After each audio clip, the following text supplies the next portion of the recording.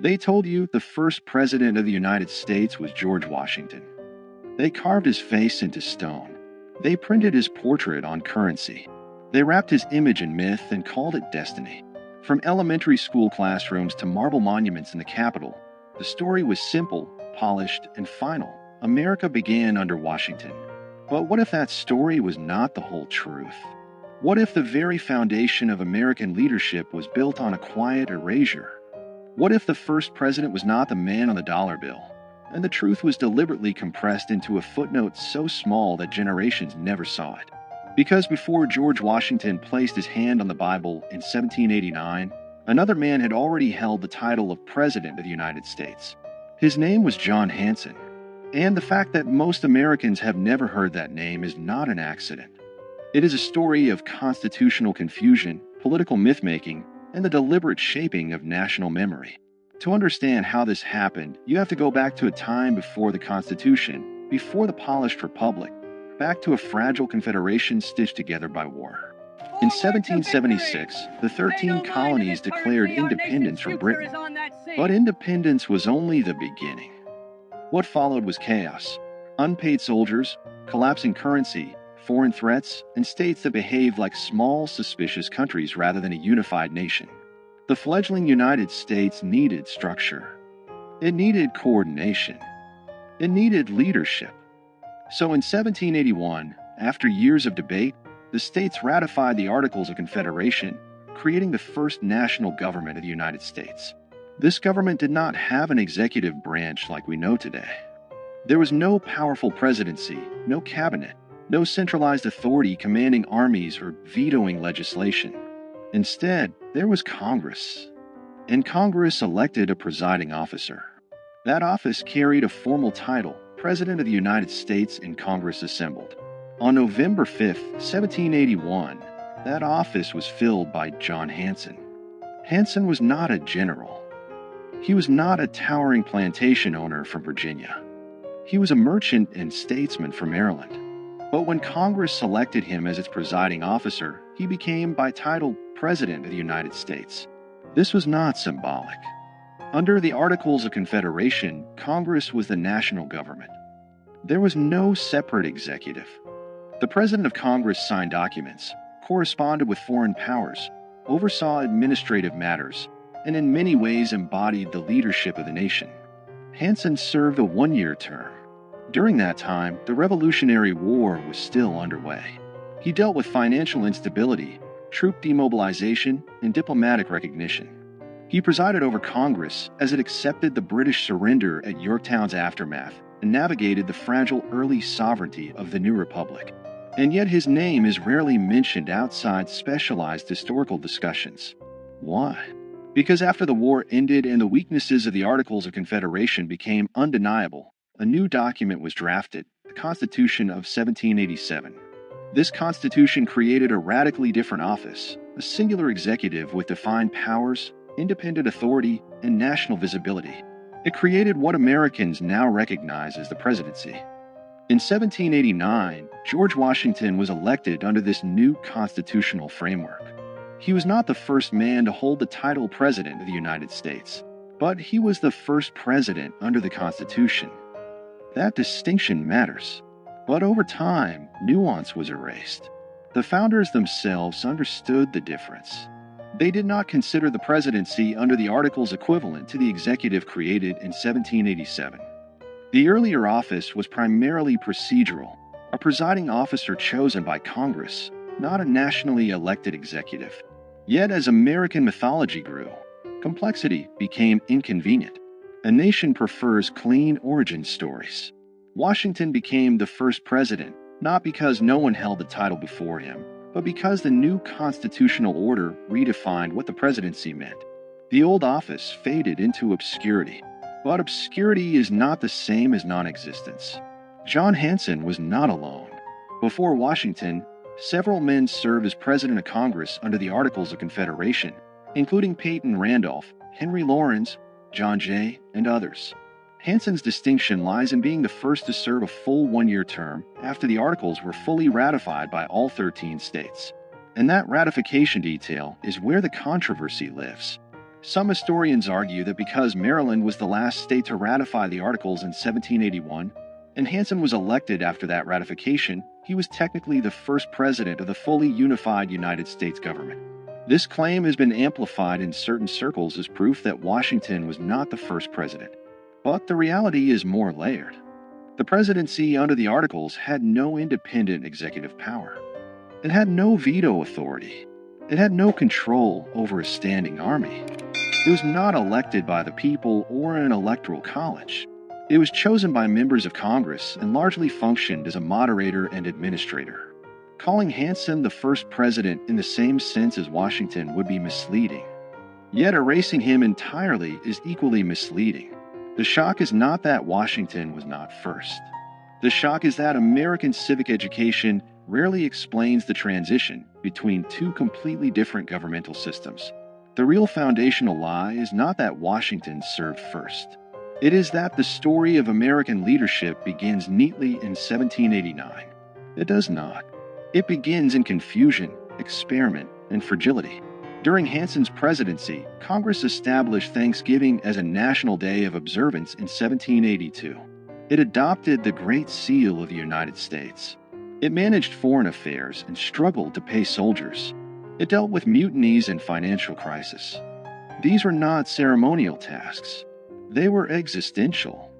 Yet when the Constitution replaced the Articles, previous system was treated almost like a draft that never counted. The national memory pivoted hard toward the stronger executive model, and the earlier presidents of Congress became historical footnotes. Why would a nation simplify its own origin? Because power shapes narrative. The Constitution was framed as a corrective to weakness. Federalists argue that the Articles created a government too feeble to survive. By elevating Washington as the first president, the new system symbolically reset the clock.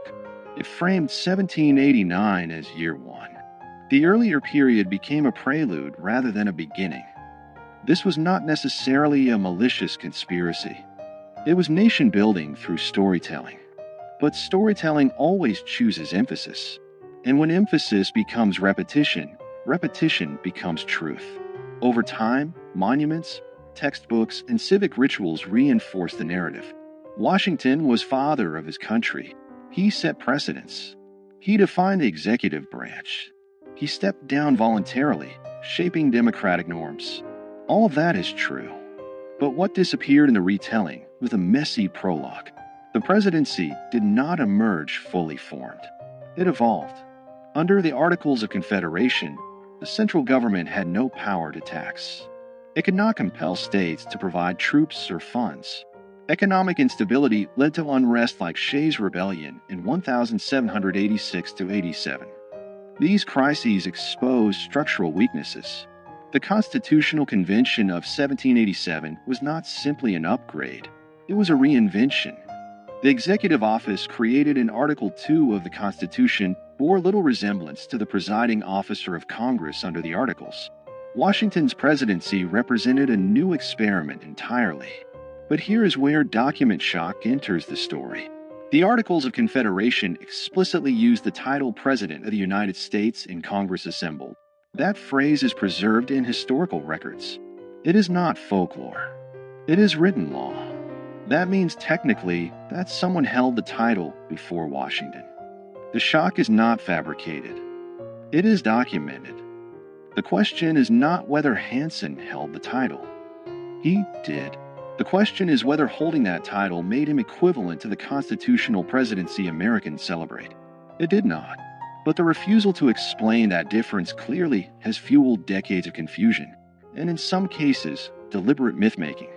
In the 20th century, certain advocacy groups and state historians promoted Hanson as the real first president, sometimes to elevate regional pride or challenge federal narratives. Statues were erected. Claims were printed in pamphlets. The nuance disappeared again, this time in the opposite direction. History swung from erasure to exaggeration. The truth lives in the middle. Washington was the first president under the United States Constitution. Hanson was the first president of Congress after full ratification of the Articles of Confederation. Both statements are accurate, but only one made it into national memory. This selective remembering reveals something deeper about American identity. The country prefers strong beginnings. It prefers heroic founders over experimental committees. It prefers marble certainty over procedural evolution. And so the fragile Confederation years are compressed into a blur between 1776 and 1789. That compression has consequences. When citizens believe their institutions sprang into existence fully formed, they misunderstand how governments evolve. They lose sight of how constitutional design responds to crisis. They forget that American democracy was not inevitable.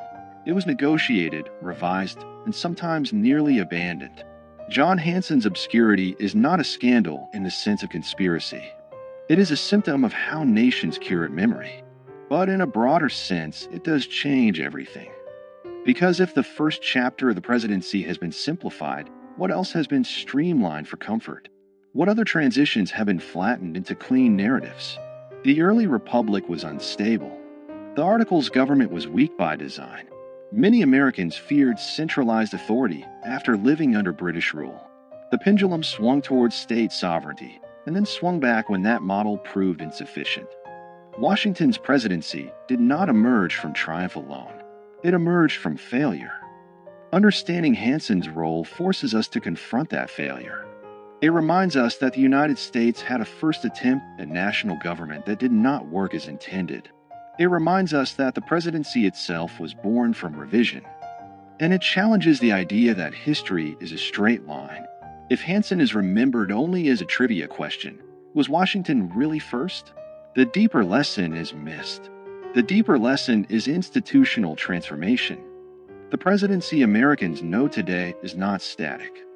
It has expanded dramatically since 1789.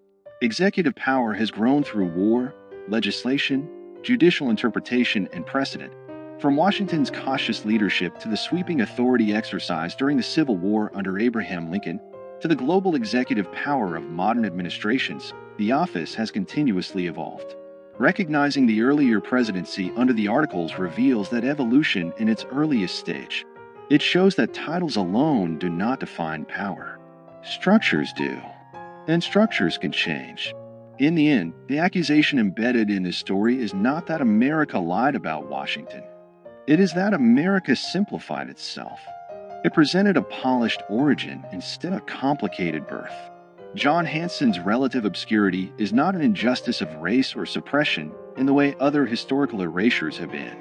It is a reminder that institutional memory is selective, but selective memory shapes civic understanding.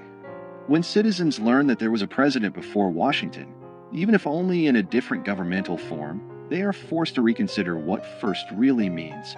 They are forced to look closer. And when people look closer at their foundations, they often discover cracks, not fatal ones, but human ones. That discovery does not weaken democracy. It strengthens it. Because mature nations do not fear complexity. They embrace it. America's first president was hidden, not in a secret archive, not in a burned document, but in the quiet margins of a transitional government that did not survive. And understanding that hidden chapter changes everything about how we see beginnings. It reveals that power is defined by structure, that titles can shift meaning, and that national memory is shaped as much by storytelling as by fact. George Washington remains the first president under the Constitution. John Hanson remains the first president of the United States in Congress assembled after full ratification of the Articles of Confederation. Both are true, but only one became legend. The question is not whether Washington deserves his place. He does. The question is whether we are willing to tell the whole story.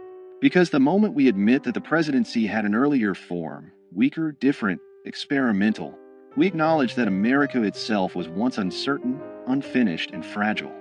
And that realization changes everything. It reminds us that the nation was built not only by giants carved in stone, but also by administrators whose names faded when the structure they served was replaced. History does not always erase with fire. Sometimes it erases with simplification. And sometimes the most powerful revelations are not about scandal, but about structure.